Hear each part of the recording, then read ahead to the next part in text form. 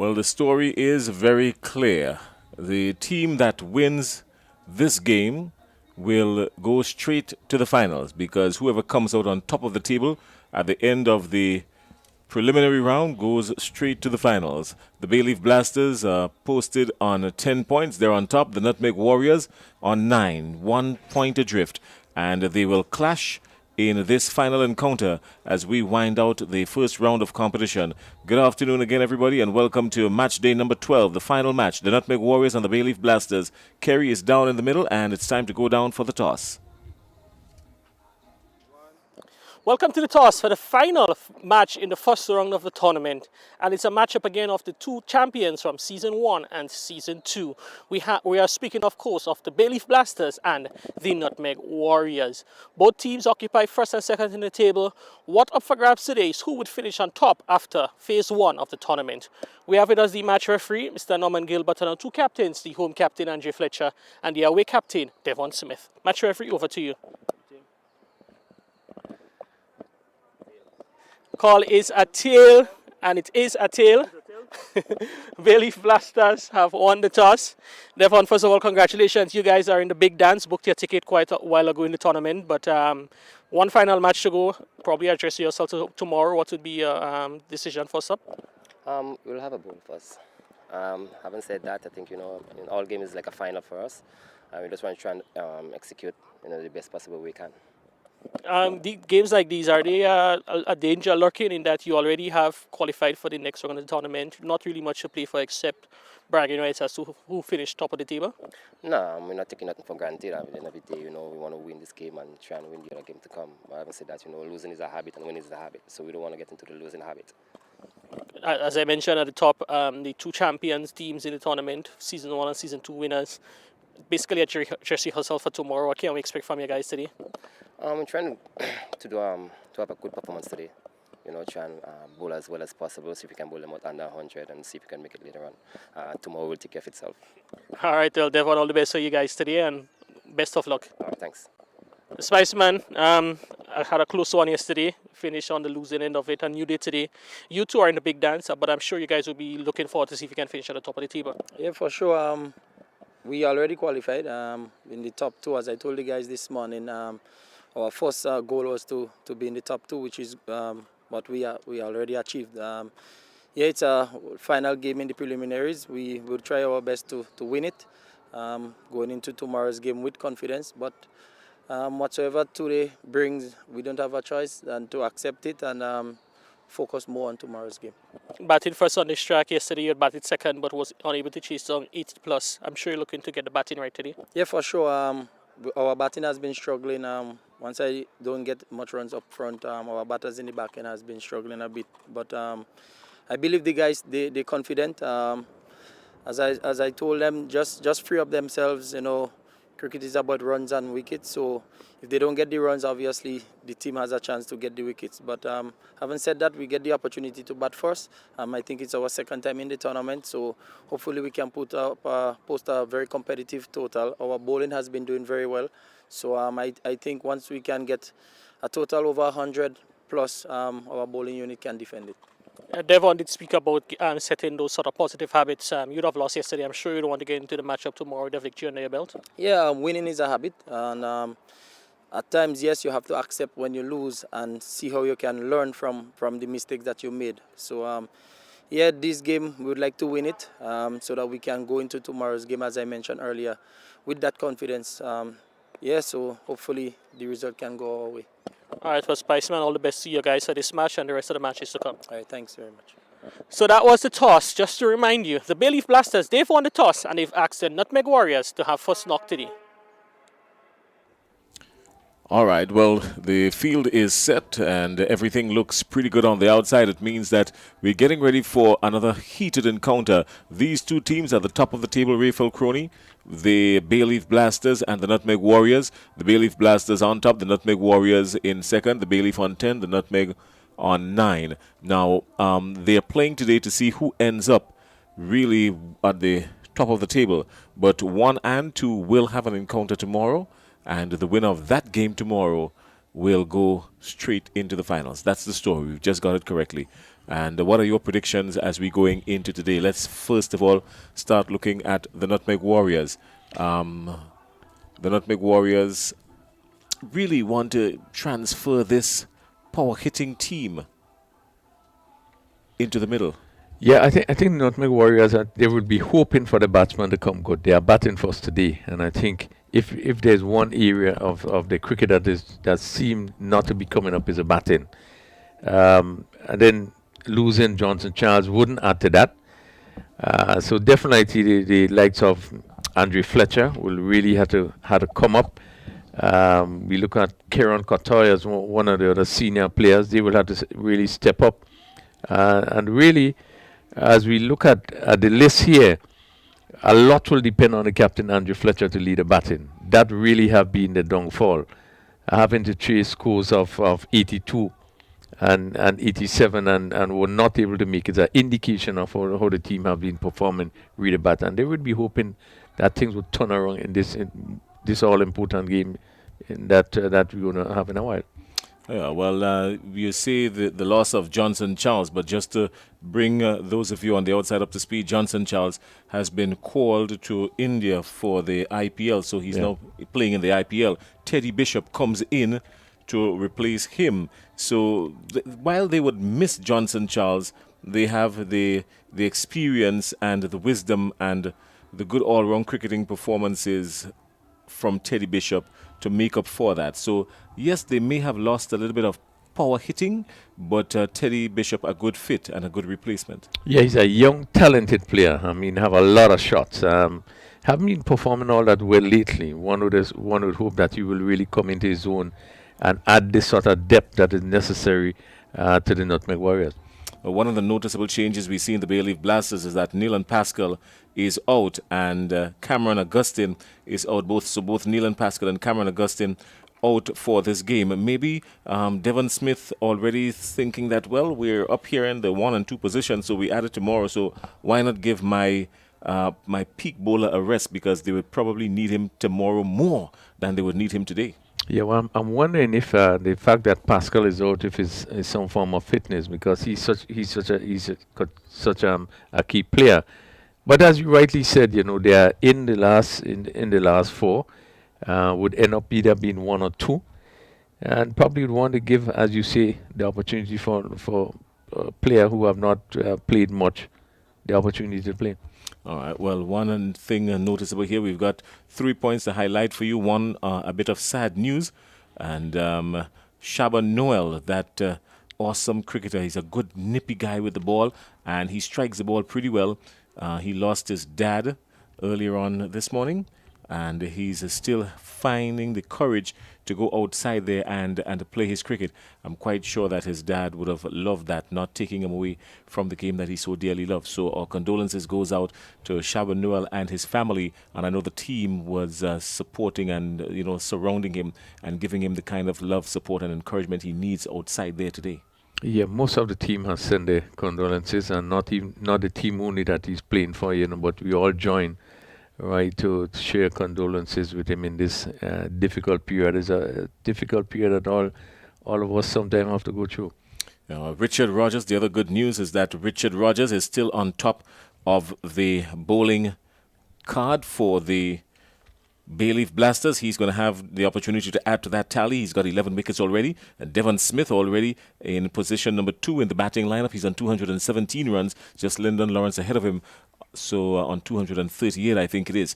So that's the story here. The stage is set. The Bayleaf Blasters, they would have won the toss and elected to send in the Nutmeg Warriors to have a go at it. Kieran Kotoy and Javon Andrew is at the wicket. And Kelshon Andrew has the ball in his hand. He's going to be coming in from the River Road end. So a clash between the Bayleaf Blasters and the Nutmeg Warriors, the two top teams which met in the finals last year, and the two top teams at the table this year meeting in the final game in the first round of competition. The game is on. Let's go down. And immediately a loud rap on the pad. The umpire says no. And no shortage of drama.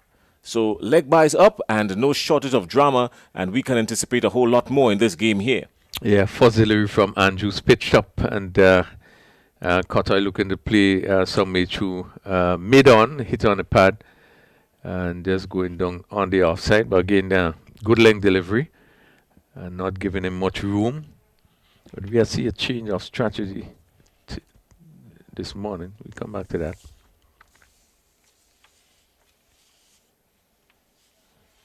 He's going to be penalized there for sure by the umpire. So Andrew going too wide outside the off stump for the Bayleaf Blasters. You were speaking about a change of strategy, Rafael Crony? Well, we saw it in the first team, and I was just confirming, well, really, in terms of who won the toss. But we saw it in the first match today, in that the team that won the toss would have batted. But just to be sure, is it that Nutmeg Warriors won the toss or was sent in? Bayleaf Blasters won the toss and they've sent in the Nutmeg Warriors. Okay. Opting against it, wise decision there. Javon Andrew watching it go by to the wicketkeeper. Not going full-fledged after it, maybe just surveying the territory just a little bit and showing that the fielders are where he thinks they will be just before he latches onto it. Andre Fletcher not opening the batting today for the Nutmeg Warriors, so he's going to come in at a later point. It would probably all depend on how the wickets fall or stand up. Yeah, this time he can't beat the inner field on the offside. And with the restrictions in, once he gets it past the inner field there could be some runs for him. That's Andrew, but he can't, not on this occasion. Yeah, we've seen again another change at the top of the order. Fletcher not opening the batting. One thing he probably might come in at number 3.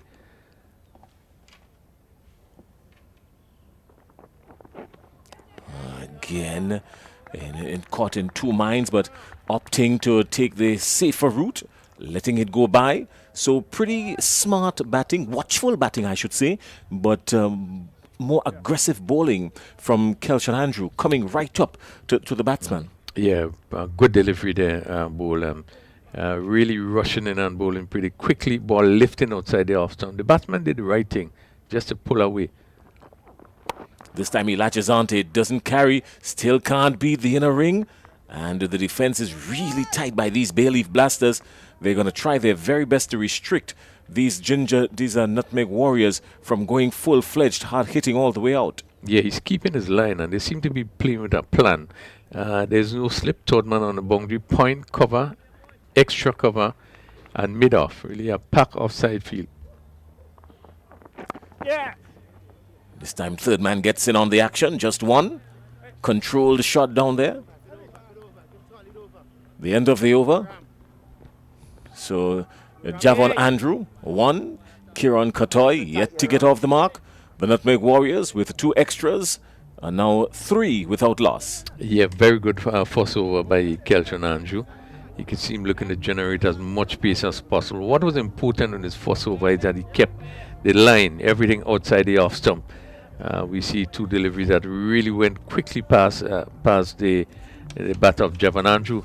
But good start from Andrews, getting and being able to get the ball to seam away from the right hand Andrews. A good start.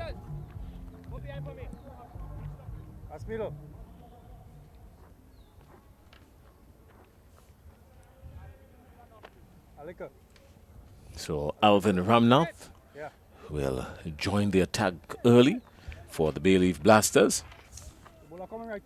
So we've seen again, spin is being used to open the attack. The first over, fast ball, and then spin with the second over. The shout of catch, but just aerial just a little bit. The call is 1, then 2. Comfortably taken. Anxious moments there. Yes, this one was pushed just between the extra cover in Smith and the mid-off and went in the air. That he really was able to pick the gap there.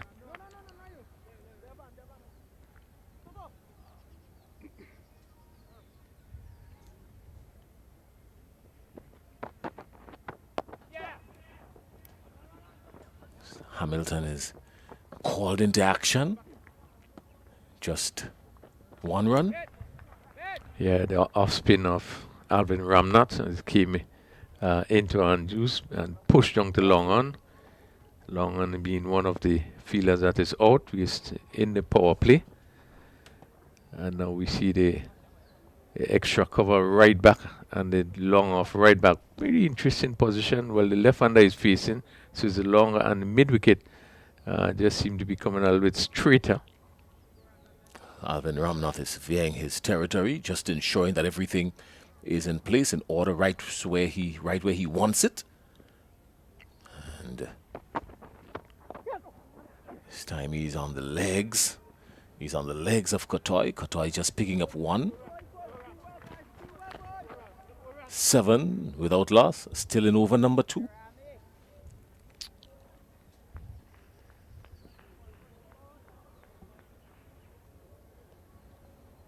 Just always making sure the feelers are right where he wants them. He's very particular.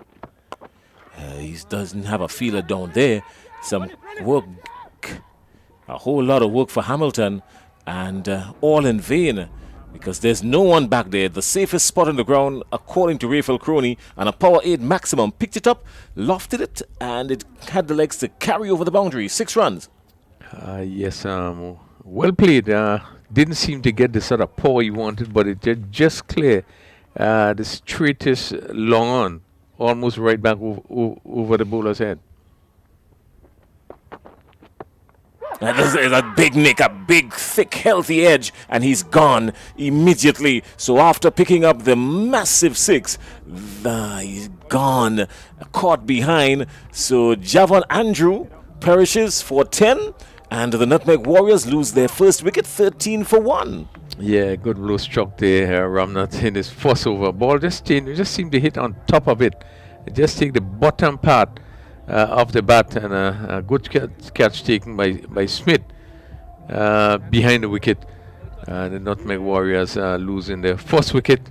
Again, we see spin coming on in the first over, picking up an important wicket. We have seen quite a bit of spin in the game that was played today, and now we have seen that spin again, picking up the first wicket. Well, they've wasted no time, these Nutmeg Warriors. Immediately, they've called Teddy Bishop into the attack. So he came in for Johnson Charles, the hard-hitting Johnson Charles, and you rightfully say, a young batsman with a lot of shots in his armory. And he's going to be called upon, he has been called upon actually, to exhibit some of these fantastic stroke plays that we know him to have. So he's been brought into the action very early. And Alvin Ramnath is going to be there to greet him with his first delivery.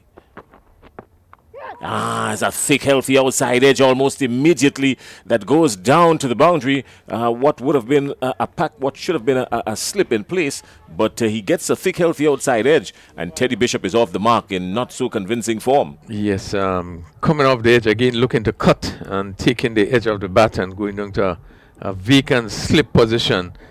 The third man being short and wide, so he picked up his first boundary, but not as confident as I think that you would like to be. 17 for 1. We have 2 overs completed. The Nutmeg Warriors really would be looking to Teddy Bishop to really help strengthen the batting, which has been, I think, the down part of Nutmeg Warriors team. Well, Shaban Noel has been called into the attack now. Shaban Noel really playing today with a whole lot on his shoulders. He's a young man, so a lot of his tenacity, a lot of his willpower and mental strength will be put to the fore today.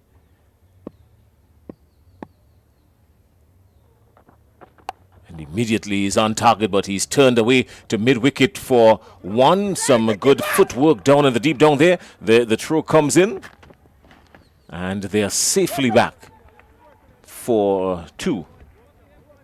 Yeah, pulled by Kotoy down to mid-wicket. Good stop by the fielder on the boundary. And the batsman had enough time to pick up 2 runs. But yes, again, Shaba really is, it shows his strength. Had to be strong to be playing under these conditions.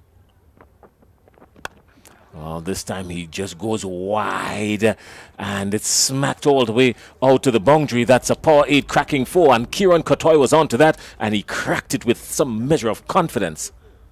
Yeah, well played by Cotoy. Short, given the right treatment, just to the right of the mid wicket, and that rush across the turf, down to the boundary for another 4. So Shaban Noel has some thinking to do now. This time he goes again, but can't beat the infield. Cotoy was attempting to maybe play it a little bit straighter to dissect the two fielders there, maybe a little bit to the right of Devon Smith. Yeah, he wanted to pick that gap. It was well played, hit smoothly, but went straight to the fielder.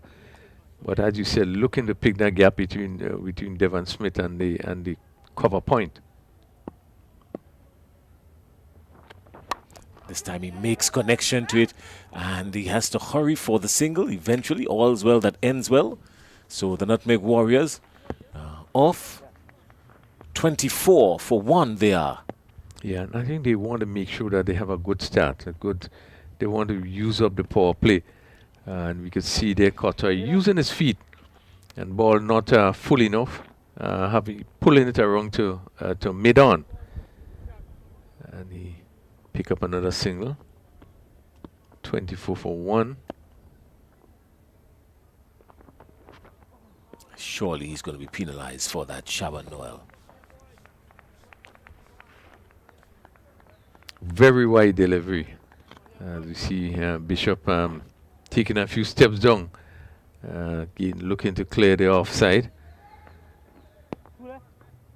Very far from that delivery.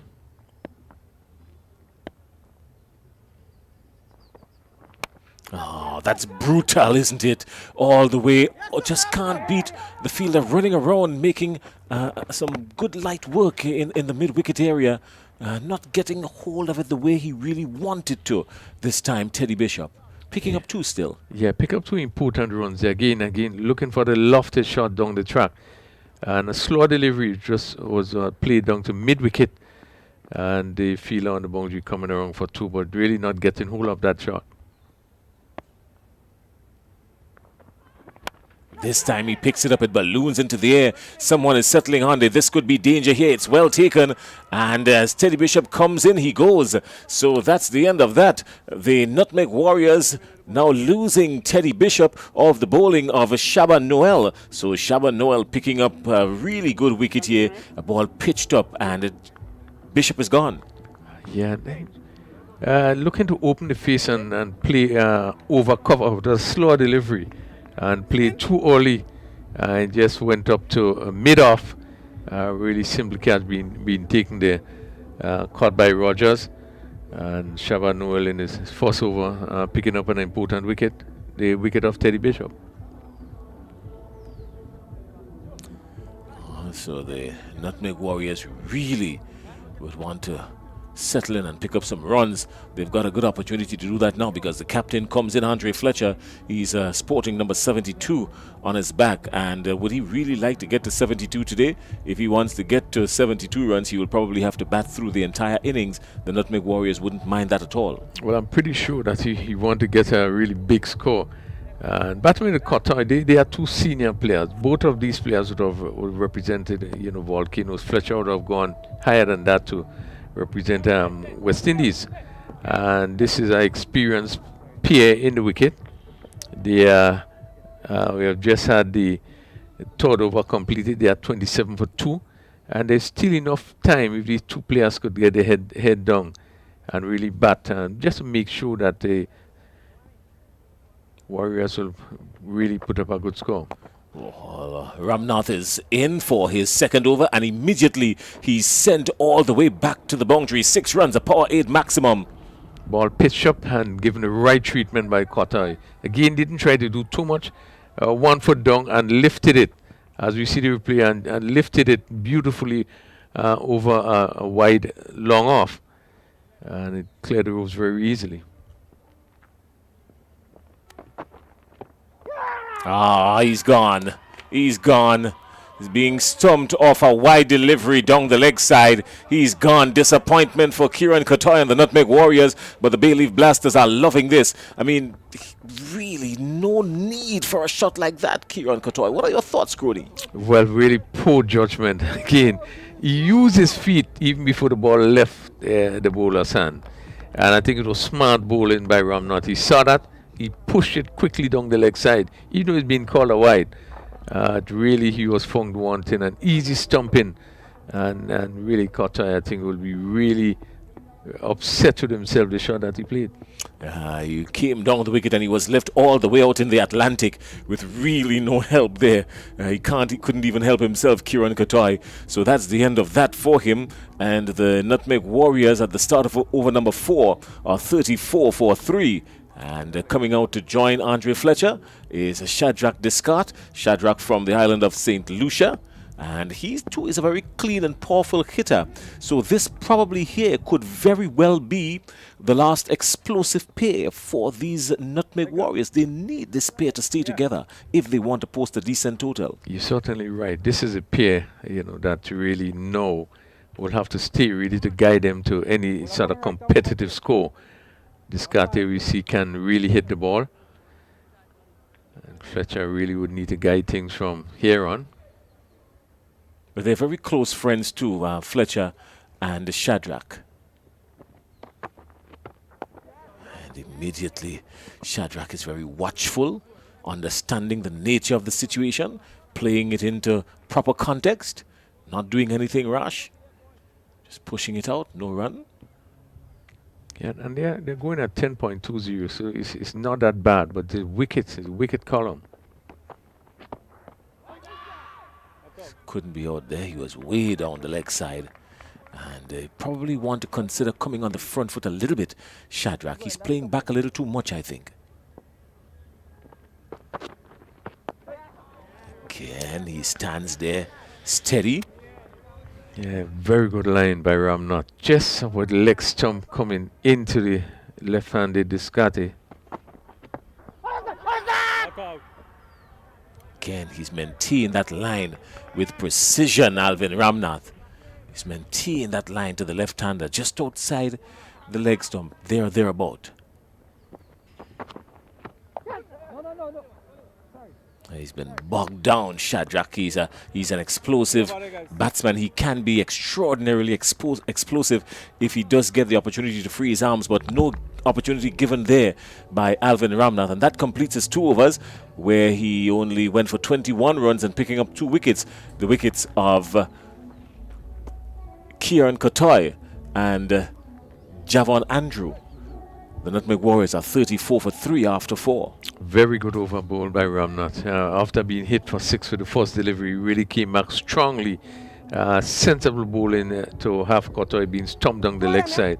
And really the next 4 deliveries was spot on. Very good line, consistent, not giving the batsman much room to push. Descartes, just really able to just stick around for that particular over and not having the opportunity to score. This is going to be a contest here. Richard Rogers, the leading wicket taker. Andre Fletcher, he's about 4th on the runs table.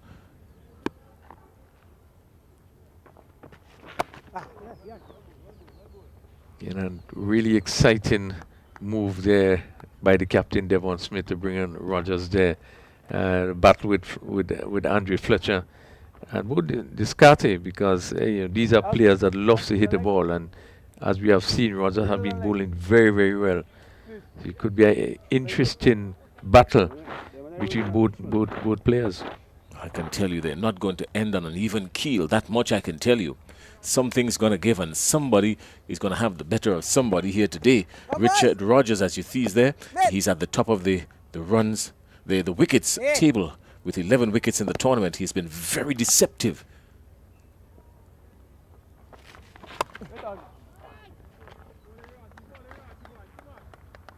Devon Smith getting in on the action, marshalling the troops, ensuring that everything stays nice and tight. Again, Rogers realizing that something is about to happen. You can actually feel it. The tension is so thick you can cut it with a knife.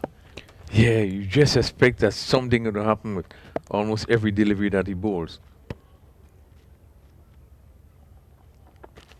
Bowling by. This time he's cramping him. Oh, this would have been very close there. They're going to come back for two, but the first one was extraordinarily close, and Descartes almost found himself wanting. Yeah, I think if he hit the wicket, probably he would have been shot. And I think a good effort. Try to shoot on the non-striker's wicket. Come Raji, come Raji.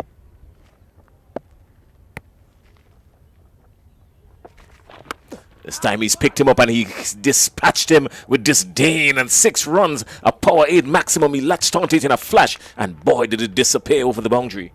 Yeah, picked it up nicely as Descartes, and really hit it nicely over mid-wicket for 6.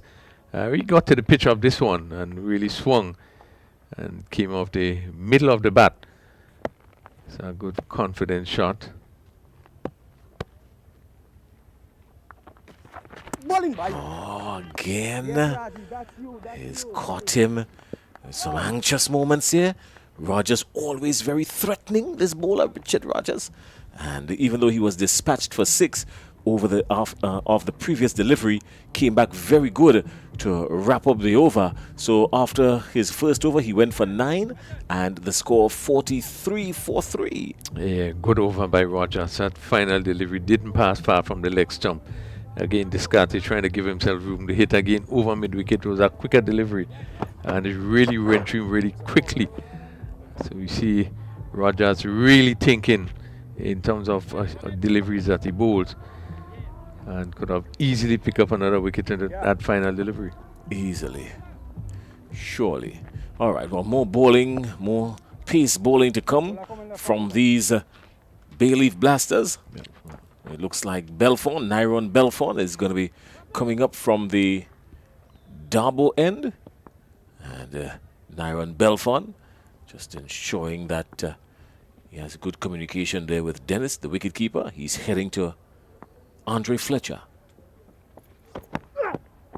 Fletcher plays him nicely, sweetly, cleanly on the offside, but just can't beat the field. Yeah, be disappointed not to be able to beat the field. Rogers seemed to be at point there. Probably played a little bit late and picked the gap. Would have run off to the boundary.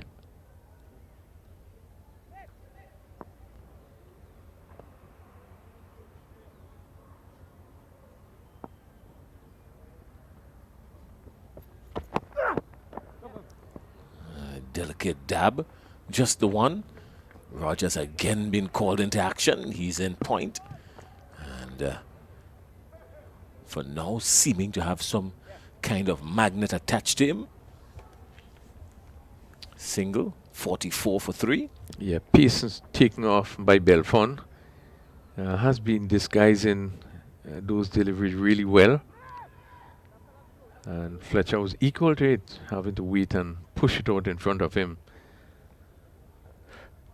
But you do expect that Belfon going to continue to use a lot of variation.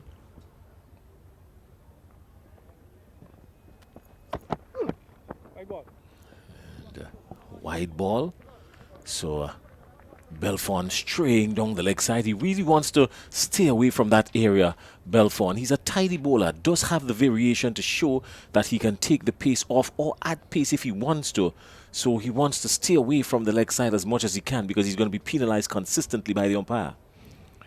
Thinking bowler. He tried to slow up this one that went down the leg side.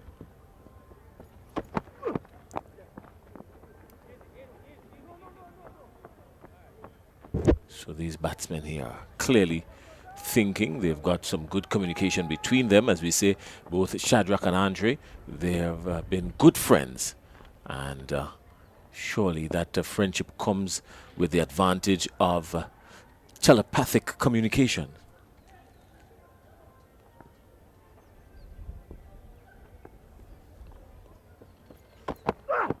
Fletcher advances and still can't beat the infield. He would just get one.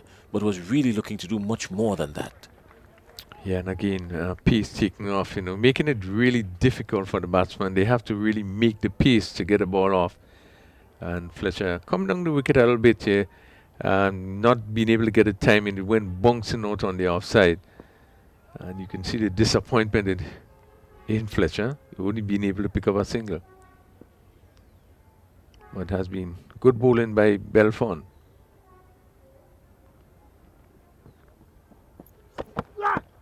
This time Descartes goes with him. Is it going to travel all the way to the boundary? Doesn't have the legs. Someone settling on it, and he's gone. So it looks like Kelshon Andrews settled on it nicely and took a really good catch. And that's the end of Shadrach Descartes. He's gone.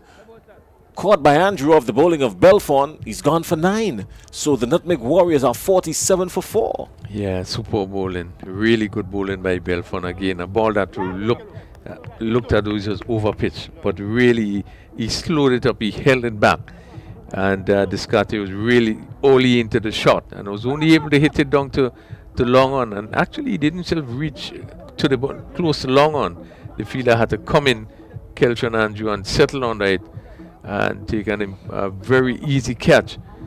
And this wicket again pushes Nutmeg Warriors again up against it. They are 47 for 4.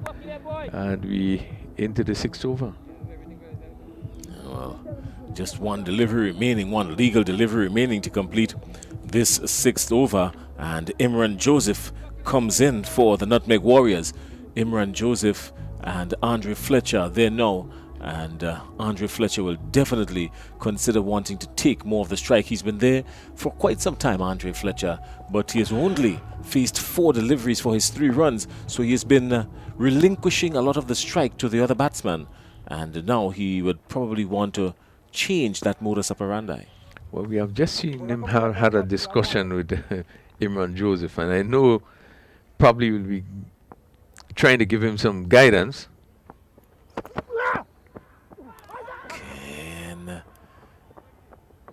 So they take the leg by.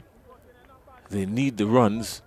They've been up against it. At the end of 6, they're 48 for 4. But Imran Joseph still has the strike to start over number 7. The Nutmeg Warriors wouldn't mind that. The Bayleaf Blasters, wouldn't mind that. Now again, first delivery for Joseph. Looking to drive again. It was a slow delivery. Hit in front, but that delivery was a pitch outside the leg stump. And pitching outside leg stump, you can't be giving out the leg before, even though the ball will turn back to hit the wicket. But again, Joseph was beaten again with the ball not coming on. And he was looking to swing it somewhere over mid-wicket. But he did pick up a leg by.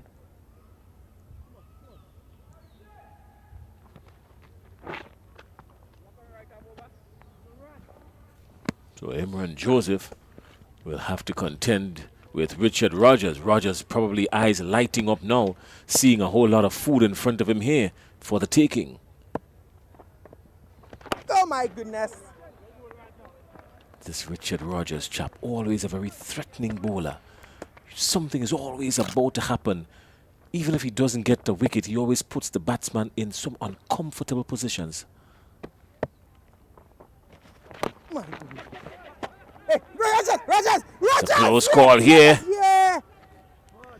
And Rogers was sprinting for dear life. Fletcher called him and was off in a flash because Fletcher realized the difficulty that he could have been in, Imran Joseph. So Fletcher obviously wants a whole lot more of this strike here.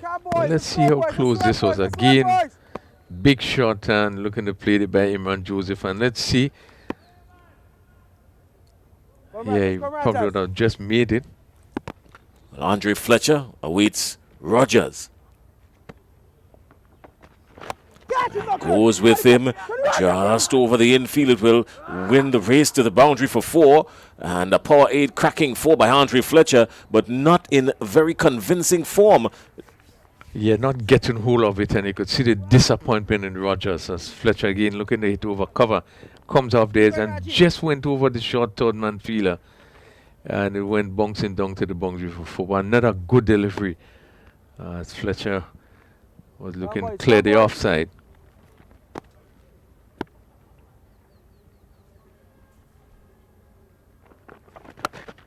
Straight back past the bowler. Surely that will race into the boundary. Just climbs over the Dream 11 board, and that was a cracking shot. A brutal shot past back the bowler, and 4 runs for Andre Fletcher. The most positive shot we've seen by Fletcher. He just came down and get to the pitch of it and made it look very easy as he hit it back over the bowler head, just on the offside, and it went a couple of bonks down over the rope for 4.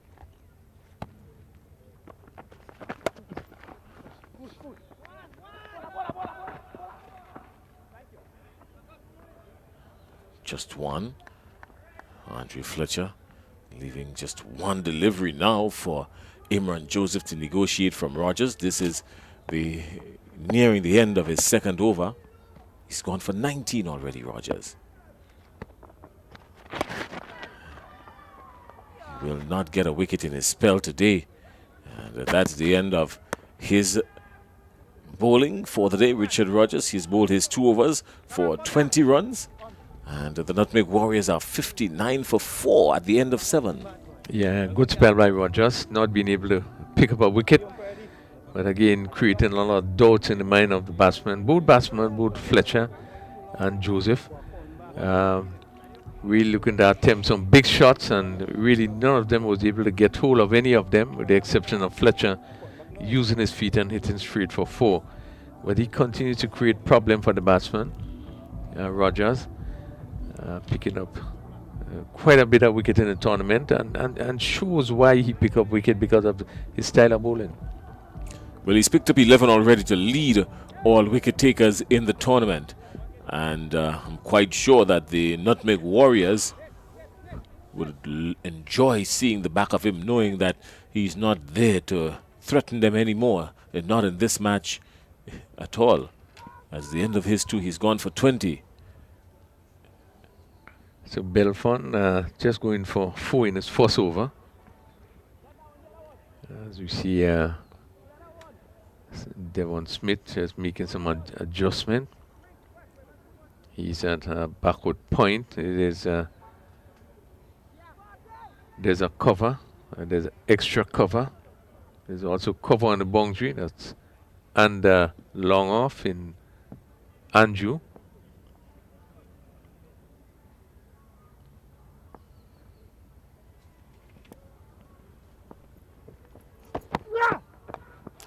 As he goes for the big hit. That's 4 runs, so a power 8 maximum, really looking to go the distance. And Imran Joseph only managing to just get a thick, healthy outside edge, which wasn't taken. Nobody there, so still vacant. So I'm quite sure he wouldn't mind that. He would call it 4. 4 is 4. Yeah, big shot offered by Imran Joseph. Ball comes off the edge, and that vacant third man position, the fielder there is more point, pretty wide. So it was a safe shot, and went down to the third man boundary for 4. He missed everything there. Imran Joseph, good delivery. Pace taken off this time, and wisely so by Belfon. Yeah, and as the pace was taken off, the ball stayed down. It's a really sensible bowling. Not really giving Joseph what he's looking for, but making him walk to get to the ball. Back yourself.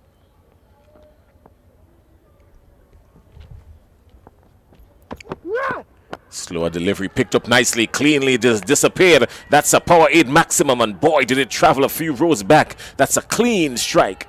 Yeah, huge hit there by Joseph. This one a little bit closer to him, and he really gave it the right treatment, and he swung and really hit it far over long on. It's probably one of the biggest sixes we have seen for the day, and picks up that power 8 maximum. Yeah, that brings his total on to 12, 69 for 4. 8 over.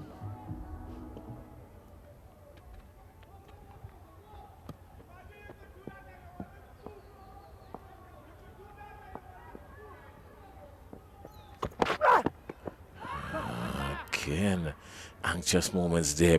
Brought it a little closer to him this time. Smart bowling by Belfon. Yeah, slower delivery. Again, Joseph looking for the same shot, playing too early, ball hitting his pad and going out on the offside. So again, we see Belfont really thinking every delivery that he bowls. Going for 14 so far, with just 2 deliveries left in the spell. This time Fletcher goes with him. That's massive. That's gone. Aviation fluid must have been injected in that one, Rayfield Crony. It traveled hard and high and it went the full distance, a maximum. That's a real maximum. Really a huge hit by Fletcher. Pitched up. And he really got under this one and really hit it really hard over long on and went for really a big 6. Probably would have traveled pretty close to 100 yards. A really big hit by Fletcher. Well, that's the thing about Andre Fletcher. When he really middles them, they stay middle. When it's going, it stays gone. And Andre Fletcher really needs to let go the long handle here. He's rushed on to 18 runs. Just faced 8 deliveries. The Nutmeg Warriors are 76 for 4. 1 delivery remaining in over number 8. Yes, we come to expect that from Fletcher. But really, that was well struck. More carnage here. This will go all the way out to the edge of the boundary. 1 is the call. They are attempting 2. That would have been suicidal. And now they're going to get it because of extra throws. But still close. Danger lurking in the distance. It was really close. And the deadly finger goes up. The umpire sends him on his way. What could have been. And they picked up the wicket of Andre Fletcher. And boy, does he look disappointed standing there. We're going to have a look at it because it was really close. Andre Fletcher still very much convinced that he was inside. Oh, surely he was in. Surely he was in. That's disappointment there. Surely he was in. Was some good work, but he was in.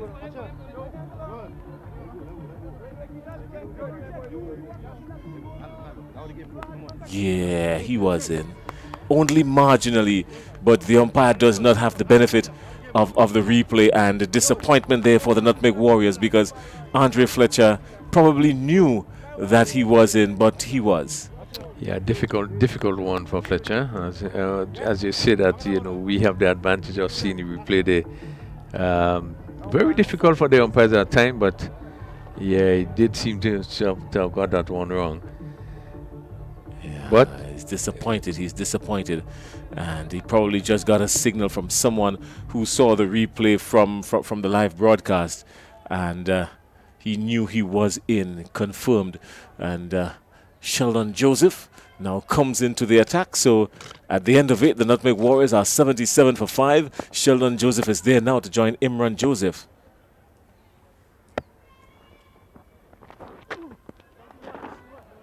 Surely he would be penalized.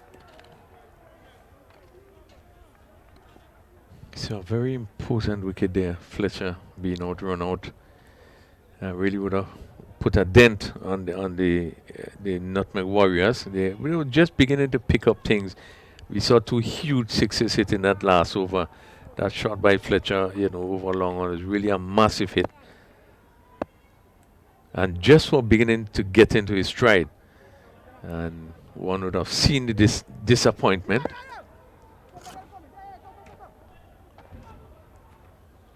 But it's all part of the game, sometimes very, very difficult for the umpires. Again, he has to be very careful. No, it is at a stage where you've got to swing for the hills, but you've got to do so with reason.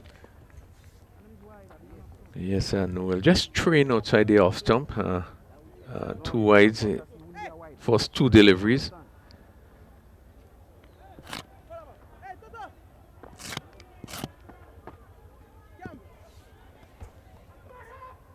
Some adjustments being made in the field. Imran Joseph on 12. Again, he's going to be penalized. So he's been very consistent with his inconsistencies.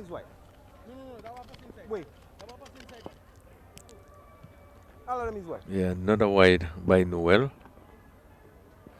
He just seemed to be falling away as he runs in there. Probably trying to get the ball to to leave the right-handed Joseph, but just being a bit too wide.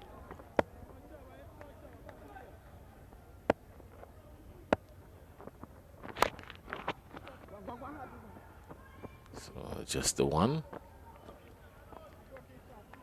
Quite sure that Andre Fletcher is really disappointed there because the replay showed that he was in, but the umpires don't have the advantage of that. So the Nutmeg Warriors is plummeted to 81 for 5. Not a bad total still.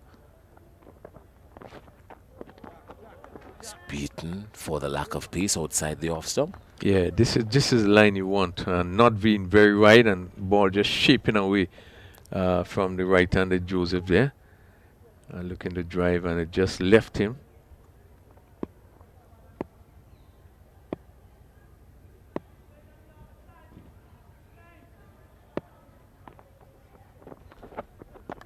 Again. He's been missing everything. Good decision by the umpire there, because what Joseph Sheldon Joseph had done was to move to the off stump, and this one was wide again. And, the umpire was aware with his movement. There's the whipped. Just one. Much more arms. But again, we have the benefit of the replay up here in the commentary booth, and he would really be disappointed, Andre Fletcher, wouldn't he? He stood there for a while, thinking, really believing that he was in. Yeah, but it was close enough at least. Obviously,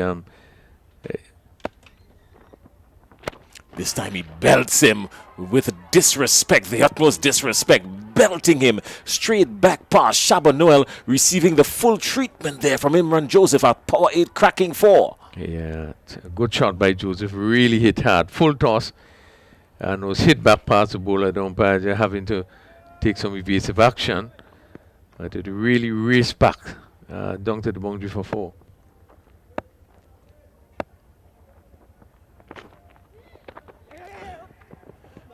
The umpire contemplated, thought, rethought, and then on the thrice decided it is a wide. So a very long over here, and over that it's taking an eternity from Shaba Noel. He's been under a lot of pressure coming into this game and really willing himself. And this time he's belted. It's like a principal with a strap from old back in the 70s. Go fetch that young man. A power 8 maximum, and Shaba Noel disappears over the boundary for 6. Yeah, good shot there by Imran Joseph. Ball given room outside the off stump, and he hit it over long off for 6. Really has been a good over for the Nutmeg Warriors, with Imran Joseph straight driving for 4 and then hitting him from outside the off stump over extra cover for 6. But it has been a really up and down over bowl there by Shaba Noel. Oh, really, really. And he's been under a lot of pressure, this young man. So our heart goes out to him. This is the game of cricket, and the Nutmeg Warriors would have no sympathy for him right now. They will give him all the condolences he needs at the end of the game. But under these circumstances, they're going to belt him around. And boy, did they do that, because he went for 25 off his 2 overs. Very uncharacteristic of Shaba Noel. But the Nutmeg Warriors are 93 for 5 at the end of 9. Yeah, so it does seem that they won't get over that 3-figure mark. They probably want to get up over 100. Kelchan Andrews has been brought back. So far, his economy rate stands out among the rest. He's only gone for 2 runs. He bowled the very first over, and now he's been entrusted to bowl the last over. He's picked up no wickets yet, but just 2 runs coming off his first over. And he would love to have a repeat of that, wouldn't he? Yeah, and he's coming around the wicket to bowl to the right-handed Sheldon Joseph. And Sheldon Joseph goes with him. Take that, young man. Go get it. It was disappearing. The ball got smaller and smaller as it passed in front of us here. 6 runs, a power 8 maximum. Yeah, pitch up another massive shot as he really got really into position and swung it over mid-wicket for a huge 6. Really, Nutmeg Warriors now taking it to the bowlers. Last over being bowled. 99 for 5.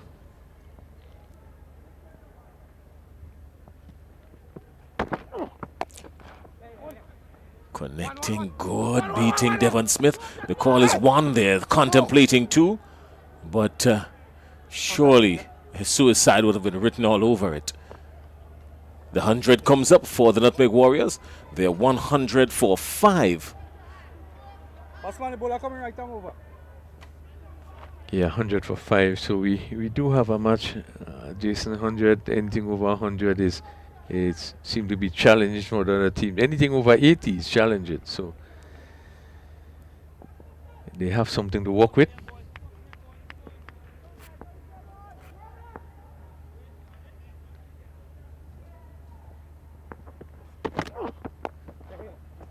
Trying to go with him, can't go. They ran the first one very hard. They're coming back for the second, and they will get it comfortably in the end. So good running between the wickets. Yeah, very good running there. Ball missed time and went bouncing down to the field on the mid-wicket boundary. And he having to run in, and really quick running by both batsmen that was able to pick up 2.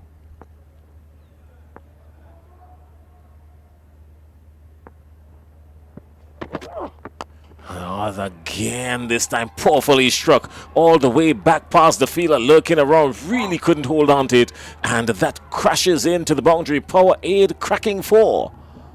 Yeah, poor bit of feeling by the fielder at long off, and that ball went down, just bounced and went right through his hand, across the row for 4. Belfon must be exhausted. He has done a whole lot of work in the field today and in the bowling. Last delivery, no, 2 more deliveries remaining in this innings. Go get that, young man. That one will travel all the way over the boundary. 6 runs. So the carnage continues in this Kelshawn Andrew over. The first over where he went for only 2 runs. So far, it has ballooned to 112 for 5 and another maximum. That was a good shot, Crony. Yeah, good shot by Joseph again. Picking it up and hitting over that long on area. So all the 6s we have seen hit seem to be going that one direction. The batsman swinging across. Andrew going for 19 in this over with 1 delivery to go.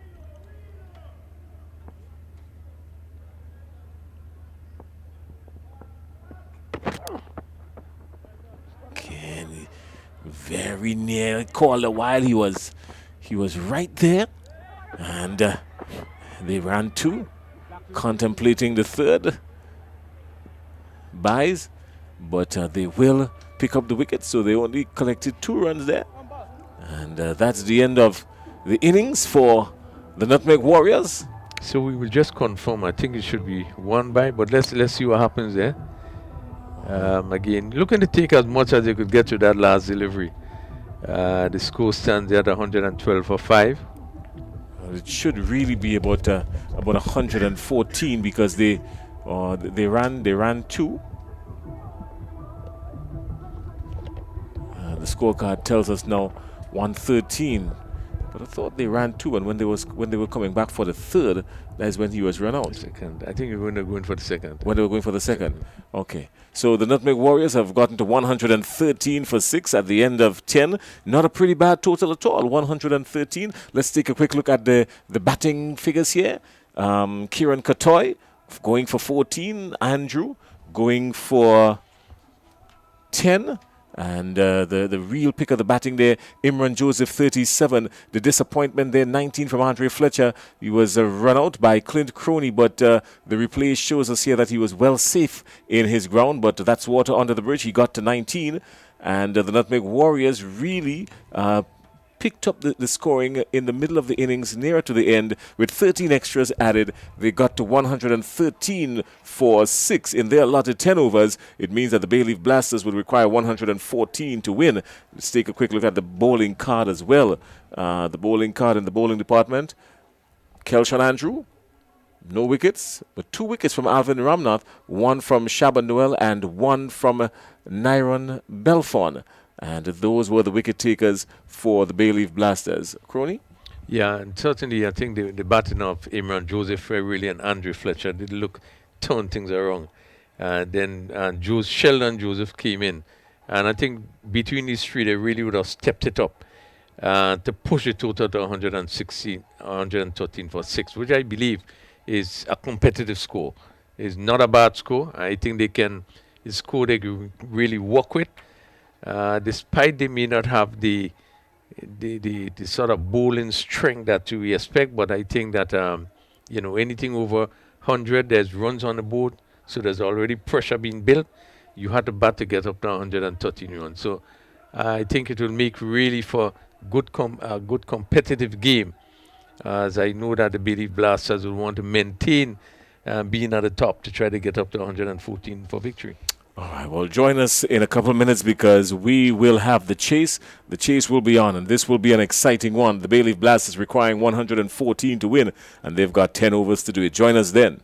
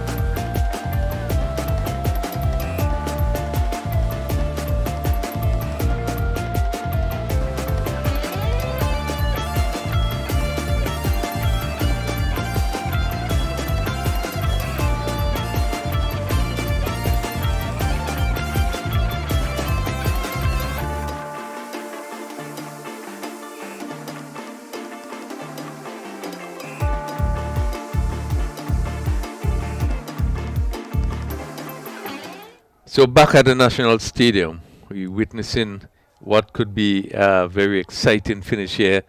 Nutmeg Warriors coming up against Bayleaf Blasters. Nutmeg Warriors just finishing at 113 for 6. And Bayleaf Blasters is going to try to get up to 114 for victory in really splendid condition. The outfield is very fast and the wicket continues to play well. And Jason, we expect this one to be exciting.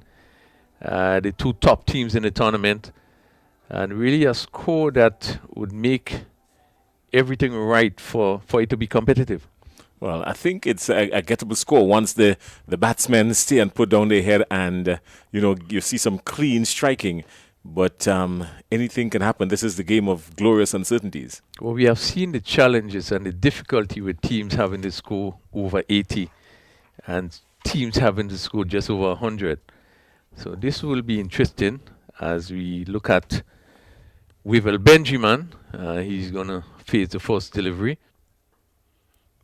Alex Moses starting from the River Road end. Delivery push back along the wicket. So a slip, we have a backward point, third man, cover and mid-off on the offside. And we see the long on just coming up to a sort of mid-on position on the leg side. Batsman just pulling away there. So just to continue the field placement, backward square, right back on the boundary, short fine leg, mid-wicket and mid-on. 114 required for victory. Benjamin and Campbell.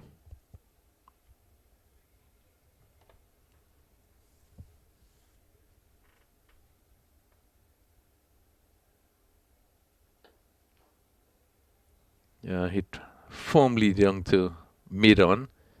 Ball traveling too quickly. So no run attempted. The Bayleaf Blasters, I believe, would be hoping for a good start. They will need to have a good start to get up to that score. We have the likes of Devon Smith.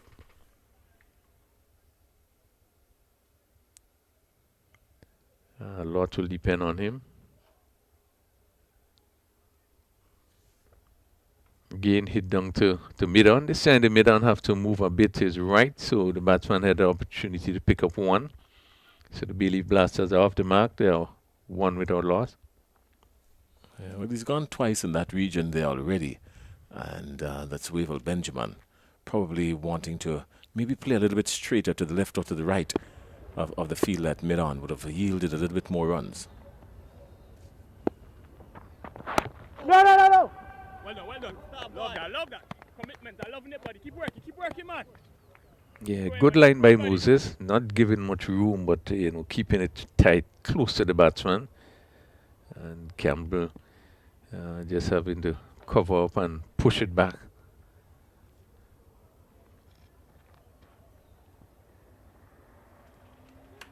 Well, they're bang on already. Just picking up one run. But they would really want to pick up the scoring, these Bayleaf Blasters.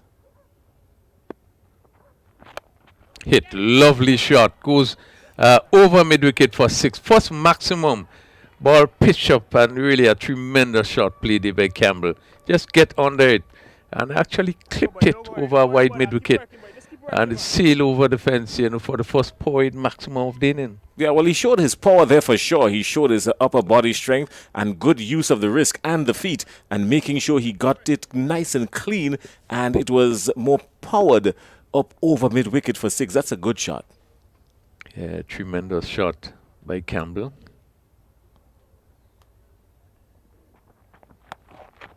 Pull down to backward square. The fielder comes off the boundary. In good confident stroke play by Campbell as the first over is completed. 8 without loss. And Bayleaf Blasters confident start. Oh, well, the required run rate is just under 11, and well, just about 11 3/4. And with only 8 runs coming off the over, I'm quite sure they will get some kind of notification from the dressing room in just a little bit, letting them know, guys, this is what is required. Remember, so we've got to pick it up. It may very well mean some more running between the wickets, picking up some more ones and using some delicacies here and there to slow it up just a little bit to pick up runs in the vacant areas. So, Josh Thomas had a tremendous spell in the last game that he played. I always say once he runs in hard and bends his back, he could be very fierce. And I'm quite sure that will peg the batsman back a whole lot. And he can use his variation from his arm speed and his wrist. So shot number 91 is Josh Thomas.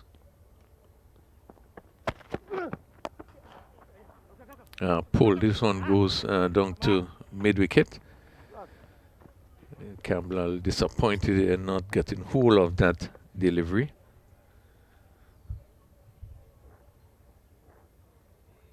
Yeah, Thomas can really bang it in and use his arm speed and maybe his wrist to just vary his pace a little bit, but he's very fearful when coming in. Hit straight. Where does this go? High in the air. And Thomas himself and dropping what was a simple one.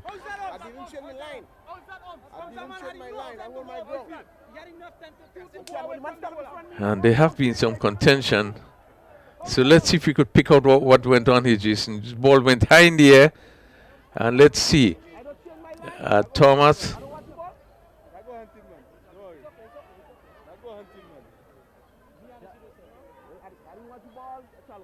Yeah, going straight through. Just seemed to be a little bounce there. And will be very interesting to see what happens there, but I don't think it was deliberately done. No, I don't think it was deliberately done, but it doesn't change the fact that it was done. And the bowler has rights, the batsman has rights as well. And if the batsman is running for a single, nothing must impede him. And I'm quite sure that even if the catch was taken, there might have been some contention there. So it was dropped, but really should have been taken under normal circumstances. But even more so, what I think we saw there was a lack of communication, no talking between the fielding team. They've got to start saying something. Leave it, mind, something. They've got to start saying something because they're going to have a whole lot of accidents outside there. Yeah, you're right, because it also looks as though the fielders themselves would have clashed. And, Thomas continues.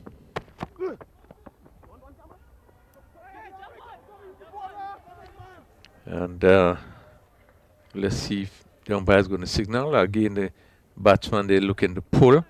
Yeah, just seemed to come off the glove, and it is scramble a single, almost in the keeper's glove. So one more. Lot of excitement in this first over by Thomas.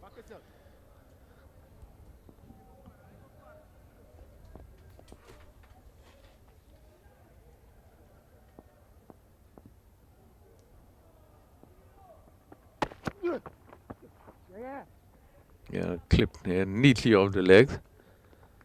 Being stopped by the short fine leg. A lot of action in this over. Well, we're getting to that stage of the tournament, and it's only going to get more exciting from here. More tension will build as we go nearer and nearer to the end, because now the final four has been decided. So this match here basically just to decide who comes out on top.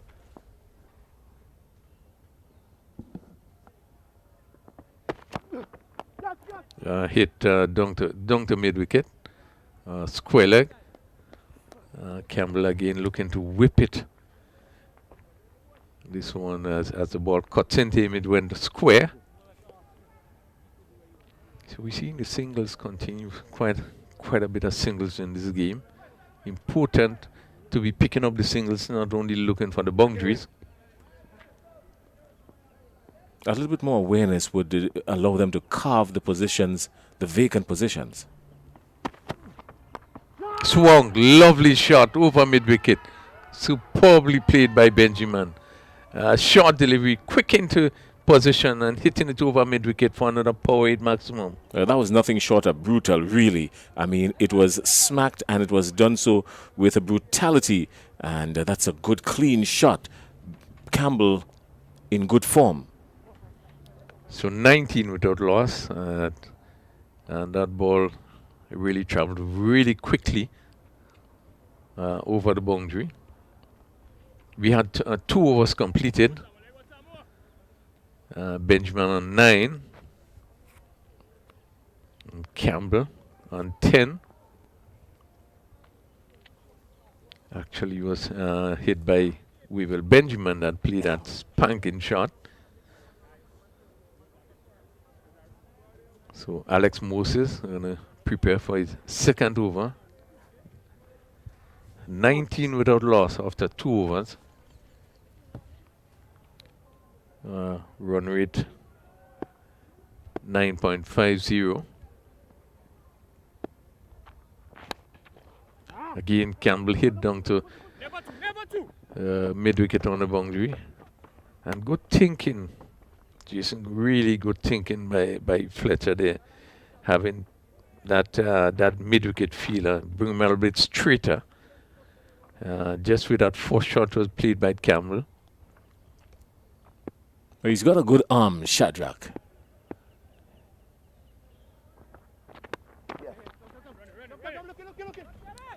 Hit down to backward square. Again, quick movement by the fielder coming off the boundary. Again, another single. Yeah, they've been working pretty good in the outfield so far, these Nutmeg Warriors.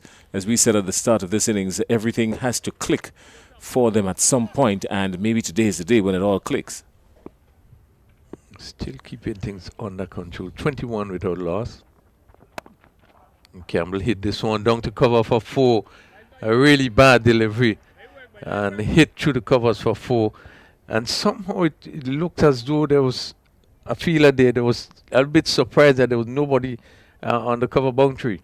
Well, he moved the fielder from there and brought him closer on in the end. If you notice now, the man wearing number 30, that looks like Sunil Narayan. Sunil Narayan has been brought to a short 3rd man, so he has closed that gap there, but he has left the outfield open. So once you go over the infield on the offside, anything going over the infield on the offside, once it has the legs, would definitely run out to 4. Doesn't even need much legs. The pace of the ball will do the rest.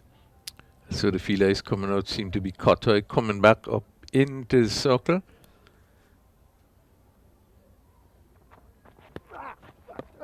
Yeah, and where does this go? Look in the pull. And this ball probably hit him high up on the tie. Needs to say, thank goodness he's wearing the right protective gear. He was heading close to the jewels. Yeah, just above the waist. Stomach. 25 without loss. We are in the 3rd over. Bayleaf Blasters are to get up to 114 for victory.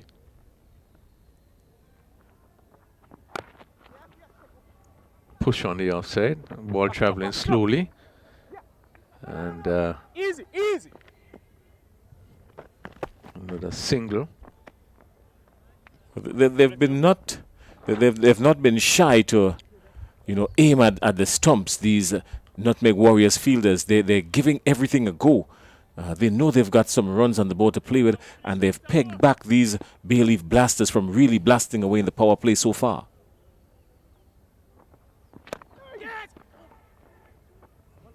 Again, hit down to mid-off. Again, the ball bouncing, no timing. And yet another single. That completes the 3rd over. It's 27 without loss. Bayleaf Blasters. And they still have 87 runs required in 42 deliveries.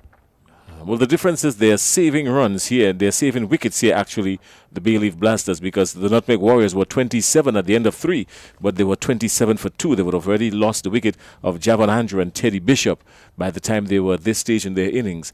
So they've been holding on to their wickets, these Bayleaf Blasters, but still going at the equivalent run rate. Yeah, so important that it does not lose wicket in the power play. And he has done that so far. 27 without loss, as we see now. Discati picking up the attack in the double end.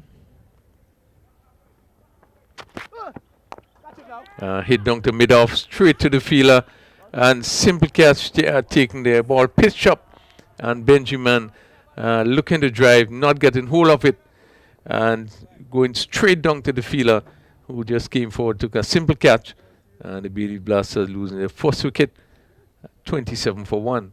It was catching practice for Josh Thomas, really. He didn't have to move a muscle. Everyone else was standing there, and he took what can be referred to as a spectator or practice catch. He was picked out clearly by the batsman, and Wavell Benjamin would really be disappointed with that stroke. He could have gone anywhere with it, but just trying to go straight down the ground, miscuing it, and picking out Josh Thomas, and he perishes. So Discati struck in his first delivery. 27 for 1. As we see the advent of Dennis Smith.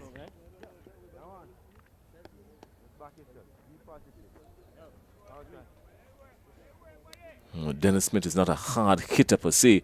He has the ability to work the ball around the park and pick up ones and twos. He's very nimble between the wickets as well, so I'm quite sure that the Bayleaf Blasters will be looking for him to, apply that theory today more than anything else, and see if these Bayleaf Blasters can wipe away this mammoth total posted by the Nutmeg Warriors. And Dennis Smith would have scored 31 in the first meeting. A game which Bayleaf Blasters won, very close game. Clipped out of the body. Let's see. He's out, caught at short fine leg. Well, let's see. Ball taking at short fine leg. Take a few steps in. Loud appeal. And let's see what we can pick up here. Well, everyone on the field is in total shock and disarray. The umpire took for an eternity to raise the finger, but the batsman will not walk, nor will the fielder stop continuing to appeal. And eventually, the umpire raised his finger, and the batsman goes. But the umpire took an eternity there to raise his finger, and I think that was the real crux of the matter. He did get some bat onto it. He came forward and then opting to go back and just trying to work it onto the onside. Did get some bat onto it. He was really looking to go down backward a square, and a comfortable catch taken there. But really and truly, I think the umpire took light years to make a decision, and that has the tendency to maybe induce some more loud appeals and jeers. Well, I wonder if the umpire expected him to walk, because Smith did take a few steps after playing the shot. He took a few steps as he was coming off, and then went back. Well, the umpire has a job to do. If I'm batting outside there and the umpire doesn't raise his finger, I'm going nowhere. I'm planted like a nutmeg tree. 27 for 2. Smith going caught by substitute. Shadrach and bowled by Discati. He didn't score, just faced one delivery.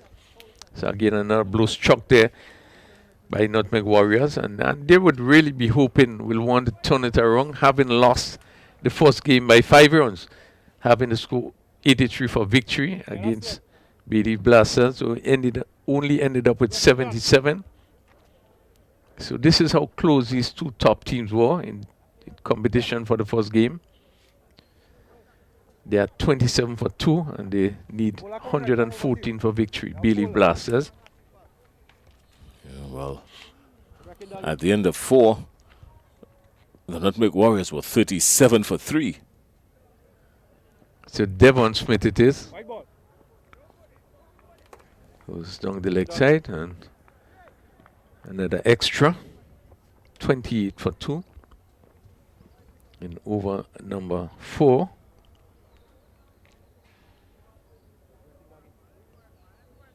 Yeah, if you've got the umpire's got to raise his finger. If he doesn't raise his finger, I am going nowhere. Pulled mid-wicket, dropped at mid-wicket, And what a miss. Short delivery. And Smith into his wicket, looking to pull, really get no timing into it. And it went straight to the mid-wicket fielder. And what a miss. He will be disappointed with himself. Let's just hope it doesn't come back to haunt him, because he got it and had 2 chances at it and really should have made more of it. That looks like Sunil Narayan really should have made more of it and dropped it. It may very well come back to haunt them. We'll see.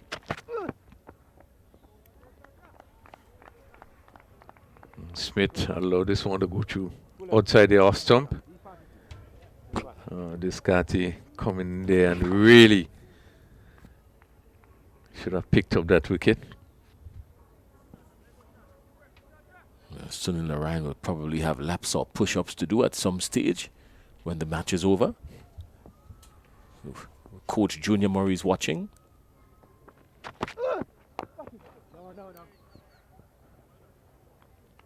A stroke to cover again. Pace taking off that delivery. Good over so far.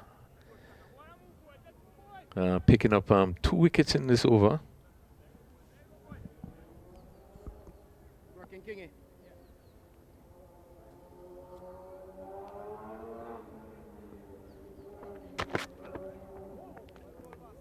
Again, tremendous over, but Smith flashing outside the off stump at the end of his first over and picking up 2 for 1 in his over and really has pushed him back. 28 for 2 Bayleaf Blasters. Well, it should have been 28 for 3 had that sitter been taken by Sunil Narayan. And Devon Smith would be really pleased to think he needs to make sure that Sunil Narayan has a very cold beverage on him, because he was really let off the hook there. It traveled fast. He did get some connection onto it, maybe not the way he wanted to, but it should have been taken. At this level of the game, you've got to take these sitters, Sunil Narayan. Yes, it really should have been taken. I think it went probably to him even slower than he expected, because Smith was really looking to pull. And I think he was early into the shot. And I think this is why he went there. But really, both hands didn't have to move much. Really should have held on. Imran Joseph, pick it up from the River Road end.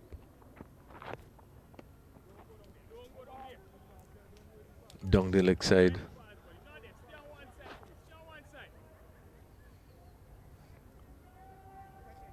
Campbell had some good scores and he really looked good in this tournament so far. And he will be hoping really to steer it with Smith. Pull. Again, not getting hold of it. The backward square comes off the boundary. Being rushed a bit by that short delivery from Imran Joseph. Shadrach is rolling with a magnet in his pocket, really, because the ball is finding him with some measure of consistency in these first four overs. But there always seems to be someone where the ball is following. We had Nicholas Redhead, previous game, ball traveled, following him all around. 30 for 2. And Bayleaf Blasters going at 7.20. A run rate required 14.40. This one is hit straight down to the back past the bowler for 4. Really didn't look as though he timed it as good as he did, but just went back quickly over the bowler's head, straight over the umpire's head, and went down to the boundary for 4. The beautiful part of that shot there is watching the umpire having to go low down. He was in a limbo dancing thing right there.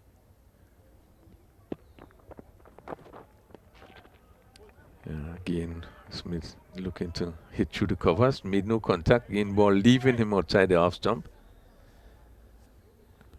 Appealing to the umpire, he thought it was wide. He had gotten across, use his feet, use his back foot and get across. He's batting outside leg or thereabout. If he had used his back feet and gotten across, he would have picked it. Pulled down to mid wicket. Really beat both fielders down to the mid wicket there. and going over the rope for really another smashing power 8-4. Well, that is with precision. Yeah, dissection with precision. That's how I refer to it. Those two fielders there, very quick, but none of them having a chance at all. Yeah, that's one of Devon Smith's strength, being able to put away the short deliveries. This was short and really give it the full treatment. Swung down to mid-wicket. Let's see, would it clear the fielder? Goes down to the boundary, taken on the just in front of the rope, and Smith goes caught on the mid-wicket boundary of the bowling of Imran Joseph, and he only went going for 38 for 3, and a big blow struck there.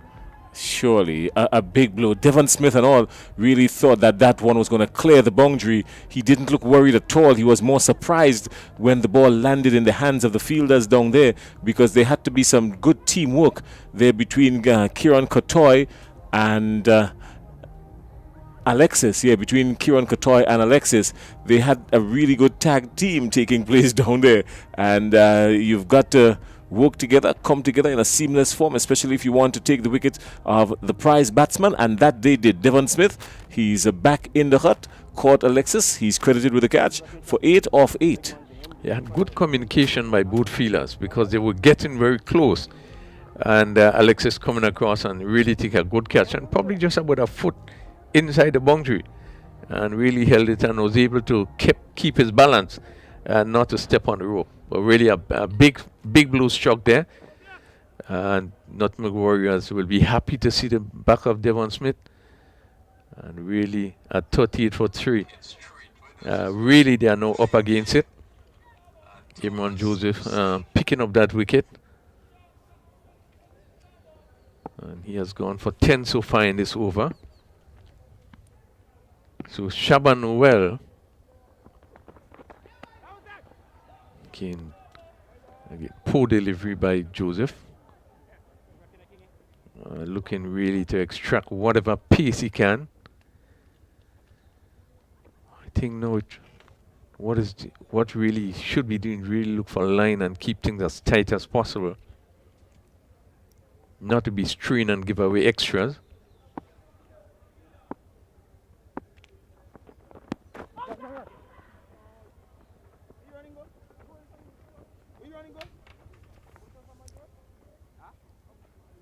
So leg by taken, and at the end of that, the 5th over, Bayleaf Blasters are 40 for the loss of 3 wickets, and they still need another 74 runs in 5 overs.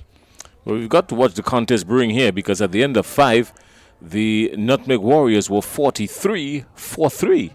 And at the same position, the Bayleaf Blasters are 3 runs adrift. So it is mounting to be something of keen concern here between these two teams. They're the 2 top teams in the competition at this stage of the game. They're ending the first round of competition at 1 and 2. They're playing to see who will end up in the first position here. The Bayleaf Blasters are on 10, the Nutmeg Warriors on 9. 2 points for the win. So that's what they're playing for here. But what's even more interesting, the way the tournament is set up, 1 and 2 will play to start the second round of competition, which will most likely be these 2 teams again tomorrow. Yeah, that will determine the team that goes straight to the finals, and that game will be played tomorrow.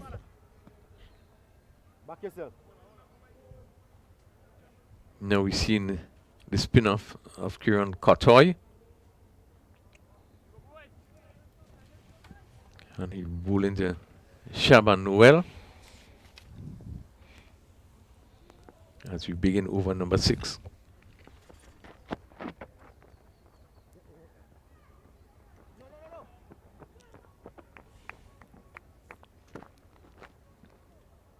Again, balls seem to be coming off the pad. Let's see.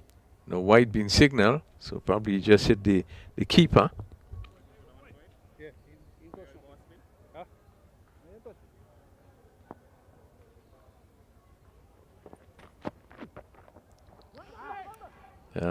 Short delivery hit down to the short fine leg.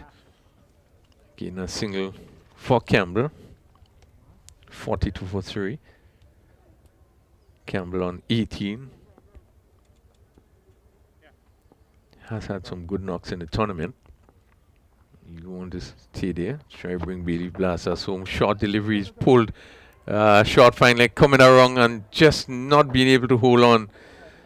Getting both hands straight there and not being able to hold on to that catch. Yet another chance gonna begin. Well, catches win matches. They always tell you that when you're playing cricket. There are a couple of phrases that you hear on the cricket field, and one of them is catches win matches. Short delivery. Again hit down to mid-wicket. Long on, and Fletcher placed himself right on the long on boundary. Bit wide, so the long on is wide and the mid-wicket is straight, so these two fielders not far from each other.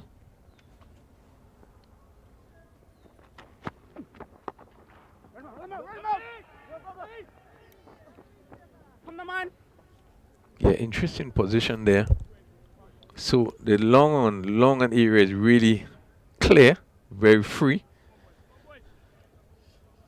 Yeah, there's lots of acreage outside there. A gentle push could pick up an easy 2 all the time on the onside.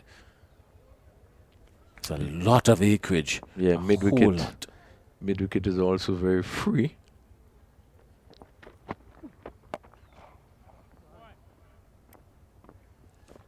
Hit down to the fielder on the mid-wicket boundary. Again, we've seen some really short bowling from Kotoy, but really pushing it through.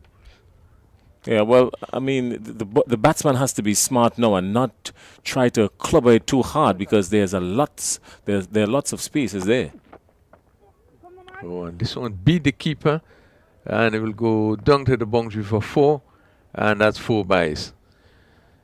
In the Noel, they looking at it square, and just seems to bounce over the bat, and also the keeper really, like, wasn't expecting it, just pass him down to the boundary for 4. Yeah, well, I mean, everything was beaten there. And they're not doing very well at picking the gaps, these Bayleaf Blasters, because there are some gaps, and some wide gaps at that, in the field. Andre Fletcher has decided to protect the boundaries because he realizes now where they're at. They're looking to score in boundaries, so Andre Fletcher is trying to protect the boundaries, leaving some much vacant space on the edge of the circle coming back. So a gentle push will always get you 2. Yeah, a lot of room to pick up to. 51 for 3 after 6. And Fletcher himself into the attack. Ball hit down to backward square. Again, let's look at the running here. 2 easy runs there. Yeah, and that's the point I've been making. Once you take your time and you work your ball into the spaces, you're going to get 2, because just about 2 or 3 people on the edge of the circle and everyone else is on the boundary. This one goes down to mid-wicket. A fielder on the boundary, taking it on the first bounce. I think if Descartes was really motoring into that, he could have given himself a better chance.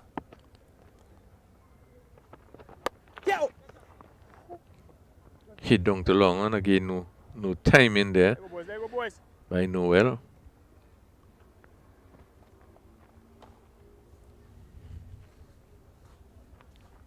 Campbell on 23.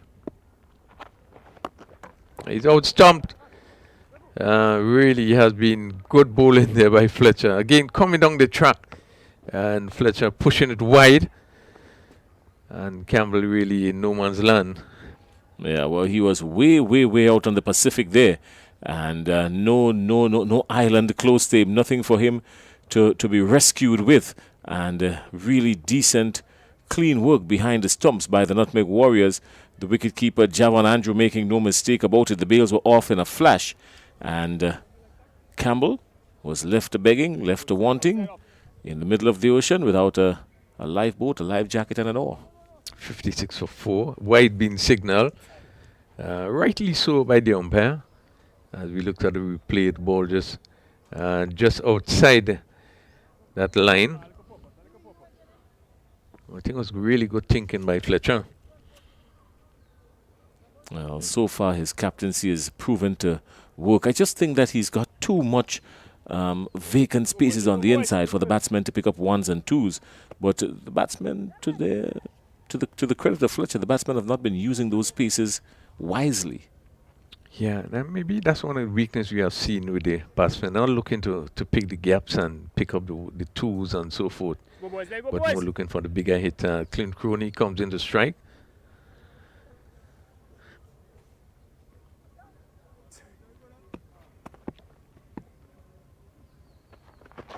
Yeah. Stroke down to long on first delivery, so he's off the mark right away. Let go boys. Fletcher wouldn't be too worried about the singles. Oh, there's one. Again hit to mid wicket. And he hurry for one. I come back for two, and it could be danger here. 2 runs picked up there by Shaban Noel. Yeah, 2 runs always available when you look at if just in just a while. I'm quite sure we're going to get a view of the field. Okay, and he's down the road. He's out a leg before wicket. Noel coming down the wicket, looking to swing, hit full on the pad, and the umpire upheld that decision. Umpire Manwaring completes another over. 59 for 6 at the completion of 7 overs. Let's see.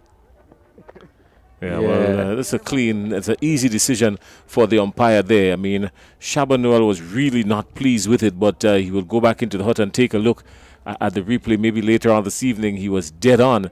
The umpire not making any mistake in that one. And the Bayleaf Blasters at the end of 7 are 59 for 5. At the end of 7, the Warriors were 59 for 4. Yeah, really even Stevens.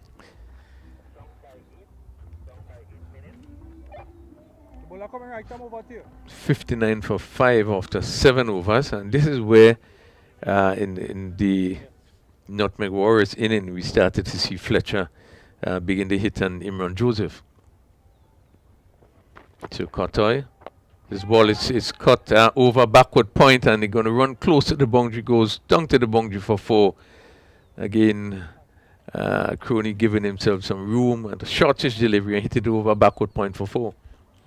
Quite sure you're enjoying the batting of Clint Crony.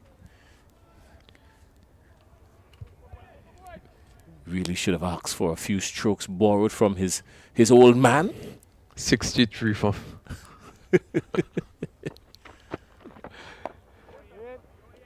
ball given some air, push back on the offside. That shot was reminiscent of his father, that one in particular. Again, hit down to mid-wicket, no timing.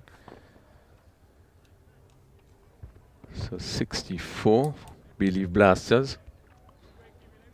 Really up against it. They still need 50 from 15 deliveries. So you really call for some maximum. They've got to turn on the heat and turn up the tempo here, because anything short of that at this stage of the game would leave them adrift. Short delivery again, looking to pull. Again, no timing as the ball hustled onto Kelshawn Anju.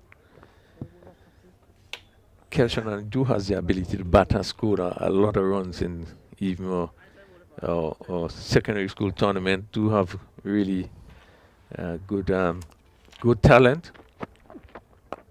This ball is swung. We does this will go over long on, and that clears the fence for another maximum. And then he had a lot more of that.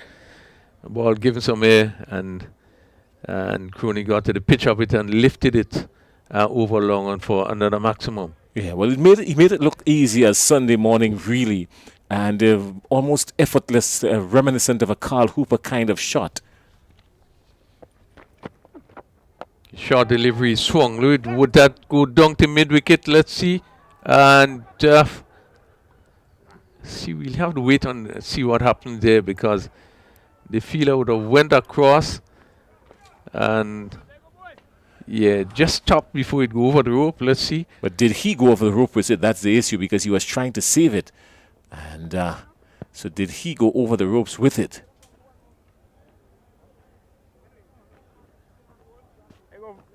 Let go, Fissy. No, it was out of his hands. So 2 runs, 73 for 5, 8 completed overs. Yeah. he did pretty well there to get it out of his hands. Placed himself in danger for a brief moment, landing on the hip, but did really well. Some pretty tidy, decent work out there in the deep. So run rate. Ball hit down to long off. Akim Alexis. There you go, boys.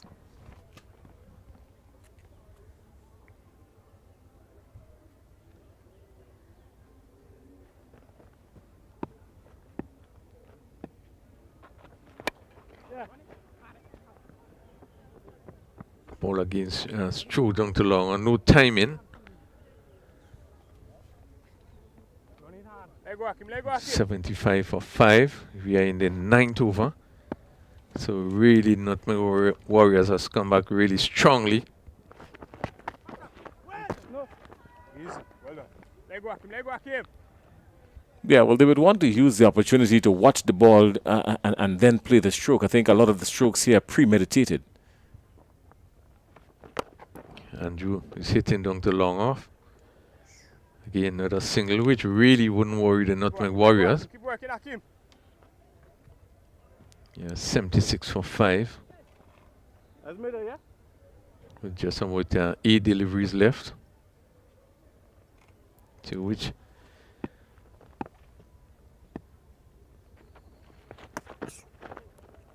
again, no contact, and the ball is taken, which will be really a comfortable victory for the Nutmeg Warriors. Let go, Akim. Much more.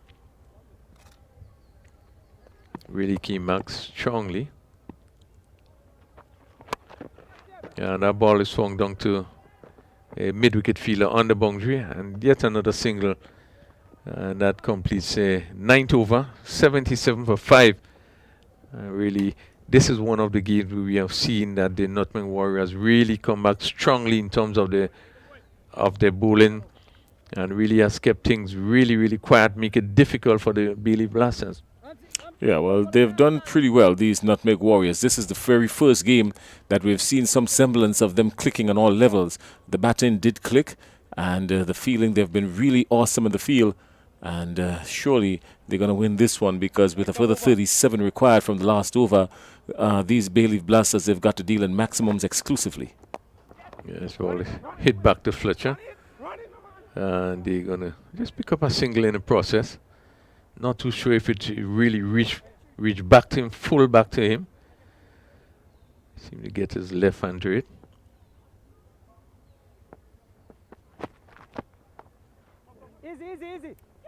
Easy. Yeah, another single. But you're right, Jason. This is one of the games where we would have seen that, particularly even when the bat in the middle would have held.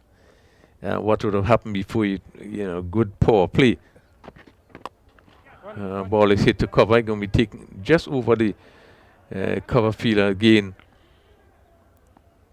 Sunil Narayan is going to come in for some real stake at the end of this game, because he's had the opportunity to really pick up 2 decent catches and really amble to it. That one should have been taken at this stage as well. Yeah, just look a bit slow there. And this one, past the keeper, goes down to the boundary for another 4 byes. Again, seemed to be the googly there that came into the batsman. And there, Andrew looking for the drive, missed. And the keeper also missed it. Just seemed as though the keeper really not in position. You probably kept standing there as that ball passed down the leg side between the batsman and the stump. You've got to stay low as a wicketkeeper. You've got to stay low behind the stumps. Play down to the mid-off. So that's one more. 84 for 5. And we have the final delivery coming up. This is it straight. Where does this go? Yeah, just one bounce and over the road for 4. So Bayleaf Blasters has really won convincingly this game. 89 for 5, Bayleaf Blasters. Nutmeg Warriors really has returned the favor to win this game comfortably by 22 runs, 24 runs. Yeah, it's a really good game by the Nutmeg Warriors. All facets of their game clicking here this afternoon at the National Stadium, restricting the Bayleaf Blasters to 89 for 5 after they posted a mammoth 113, I think it was? 113. 113. So therefore winning by 24 runs. These Bayleaf Blasters going down. The Nutmeg Warriors winning by 24 runs. Let's take a quick look at the batting card for the Nutmeg Warriors first of all, and they were really motoring along up until they lost their 5th wicket, I think, and the 6th wicket actually, Descartes, because when they lost Descartes, they were 47 for 4, but then after that the scoring picked up with Andre Fletcher and Joseph and Imran Joseph. Andre Fletcher and Imran Joseph really picked up the scoring and got the Nutmeg Warriors to 113 for 6.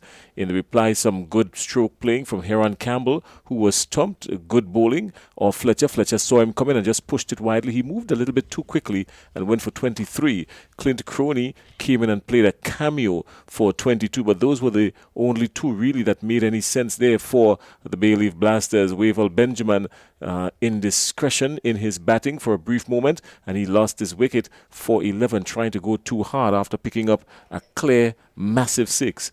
And in the bowling, well, one bowler stands out here, the guy with the magnet in his pocket, bowling 1 over for 1 run and 2 wickets. I'll give you a guess who you think what that was. Descartes, correct. Shadrach Descartes picking up 2 wickets for 1 run from his allotted 2 overs, so an economy rate of 1. It doesn't get any better than that. He would be really happy with this. Andre Fletcher, 16 runs off his 2 overs for 2 wickets, so he would fancy himself a bowler, so he has been really good in the field. He is a dangerous batsman, and now they gave him the ball and he's picked up wickets, and suddenly you're going to hear the talk about that for the next year. Andre Fletcher, he's a mouth organ when he gets going, doesn't he? He gives a lot of chat. Yeah, well, certainly he's a leg spinner that normally bowls well. He would have bowled quite a bit in the last tournament. We haven't seen him bowling much in this tournament, but does have the ability to turn the ball really big as a leg spinner. We would have seen him come on and bowl a couple overs here today. But we have seen that there was a change of really strategy in terms of the setup of the Nutmeg Warriors coming into this all-important game to see which is the team that would finish first. We saw the batting order first of all being changed, in that Fletcher didn't come out to open bat, but he sent in other person, and he would have placed himself with number 4. So even when the wickets fell up front, he was there to sort of help steer. And the inning of Imran Joseph, who came in and really hit the ball well, ended with 35 not out, really would have given them some momentum in the middle of the inning. And it's something they haven't been seen throughout the tournament in some of the games they played. So I think this would have made a difference in their Nutmeg Warriors getting up to that total of 113. All right, well, this is how the thing looks set up for tomorrow in the Eliminator game number 1, which starts at 12 noon, bang on, because we've been having some really bang on starts. In the Eliminator game number 1, the Clove Challengers will be going up against the Saffron Strikers. We've got to look out for that. The Clove Challengers and the Saffron Strikers. Preston McSween, you're liking the Clove Challengers as what can be a really upsetting the dark horse in this race. Well, they're going up against the Saffron Strikers in match number 1. And also on Monday, when we get back here on Monday in the playoff, the first playoff, the Ginger Generals and the Cinnamon Pacers, they will have a go at it. The Ginger Generals and the Cinnamon Pacers, they've not done too well in this tournament. Really, a lot more would have been expected, particularly of the Cinnamon Pacers. But the real big thing on a Sunday, tomorrow, May the 7th, is the clash between 1 and 2. And now, according to the point standing, the points table, the Nutmeg Warriors, they will now move up to the top of the table with 11 points, and the Bayleaf Blasters moving down into second on 10 points, and those two will clash tomorrow. So again, we're going to have a repeat of what we saw here today. The Nutmeg Warriors and the Bayleaf Blasters going head to head, 1 and 2 playing each other. I'm quite sure that the Bayleaf Blasters would spend the night tonight strategizing and relooking their thing and trying to see how best they can pull out a victory tomorrow. The Nutmeg Warriors, on the other hand, would love to have a repeat, wouldn't they? Yes, and I think it was good. You know, as I said, you have to sometimes change your strategy based on the game you are playing and the condition you find yourself in. We saw it from the Bayleaf Blasters today, and they really came with comfortable winners in this final game. Yeah, well, the Nutmeg Warriors actually came out comfortable winners, 113, and they really didn't look like it at the start of their innings because they were going really slow. I didn't think they took full advantage of the power play. At the end of the power play, they were under 50 runs, if my memory serves me correctly. At the end of the power play, they were just maybe around 34 runs, and they would have already lost 3 wickets. They would have already lost the wickets of Jevon Andrew, Teddy Bishop, and Katoy, 3 real dangerous batters. And at the end of the power play, there were only 34. And with the restrictions released, they were still able to get to 113 for 6. So they did show some depth in the batting today, and quite to their approval. So Sharice is down on the ground. We're getting ready now for the Powerade post-match ceremony. Sharice, go ahead. At the end of the matchup between Nutmeg Warriors and Bayleaf Blasters, we saw the Nutmeg Warriors getting the better of the Bayleaf Blasters and propelling themselves to the top of the table.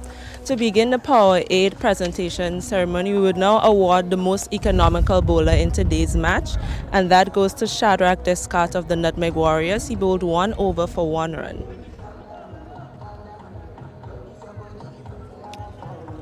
The next award goes to the Powerade top striker, and that goes to Imran Joseph of the Nutmeg Warriors. He would have scored the most 6s in today's match. And also the Powerade player of the match award goes to Imran Joseph, whose 36 runs added the necessary impetus to the Nutmeg Warriors innings. Congratulations, Imran.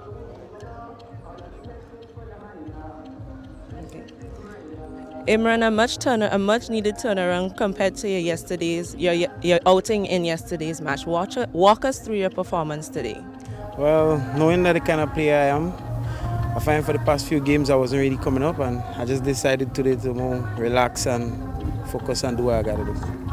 And you would have hit the ball around the park for a number of 6s, adding the much needed runs to really put the Nutmeg Warriors in a commanding position, posting a suitable total that the Bayleaf Blasters could not get over. How did you think the wicket was playing, and how did that assist you in hitting the number of 6s? Well, I find the wicket was a little bit jumpy, but at the end of the day, if you apply yourself, get behind the ball and play the right shots through the line, you should get it there. Thank you very much, and congratulations once again. All right, thanks. There you have it, the interview with the player of the match, Imran Joseph. Back up to you in the commentary booth. Well, Imran Joseph is going to be in action again tomorrow, God's willing, because the Nutmeg Warriors will need him one more time to really belt the ball around the park. He did that, and he did it in convincing form. The Bayleaf Blasters would really love Devon Smith to get to the party and really put on some runs. The Bayleaf Blasters, they're in desperate need of a good all-round performance, and only managing 89 for 5 today. I'm quite sure they've got that at the back of their minds going into the huddle. Yeah, they would certainly go back and look at this game and think and see the areas they would have gone wrong, and really look to see if they can build on it. Tomorrow is a big one, and they really would want to turn things around. So certainly the batting will have to come a lot better. We haven't seen Dennis Smith coming on in the last few games scoring any sort of run, so they will have to bat better. And really, the bowling was not bad. The first part of the match, only when I think Joseph and Fletcher would have stepped it up, and get them to that 113. Certainly, they would have to look at the batting, and they would really go back and look at that game and really come back tomorrow, I guess, with different strategies. All right. Well, the lineup for tomorrow is straightforward. The eliminator and the first place, the third place, and the fourth place will clash. Eliminator number 1, we will see the Clove Challengers and the Saffron Strikers going head-to-head. And the qualifier for the first place playing the second place. That's a match between the Bayleaf Blasters and the Nutmeg Warriors. We're going to see that tomorrow, God's willing. The matches start at 12 o'clock and 2:30 respectively. Join us tomorrow afternoon or very early tomorrow morning. Well, it's late in the morning, actually. We're going to get here, and our broadcast will start around 11:45 tomorrow morning. So join us then when we will have more cricketing action from the beautiful St. George's Cricket Stadium in Grenada. The Dream 11 continues. We're nearing the end of the Dream 11 T10 tournament. On behalf of Rafael Crony, my name is Jason Skeet, and all the technical people all around the ground. We're going to start showing you some more of these technical people, the folks at TNR Communications, and of course our statisticians that work very hard keeping us up to date and abreast and making sure that the live stream is always bang on. We're going to show you their faces tomorrow so you can get familiar with them, and they can say hi to you as you say hi to them. We're going to start dealing with that all tomorrow as we jumpstart the weekend into the final 4 days of cricket here at the National Stadium. Have yourselves a pleasant weekend, everybody, and we see you tomorrow, God's willing.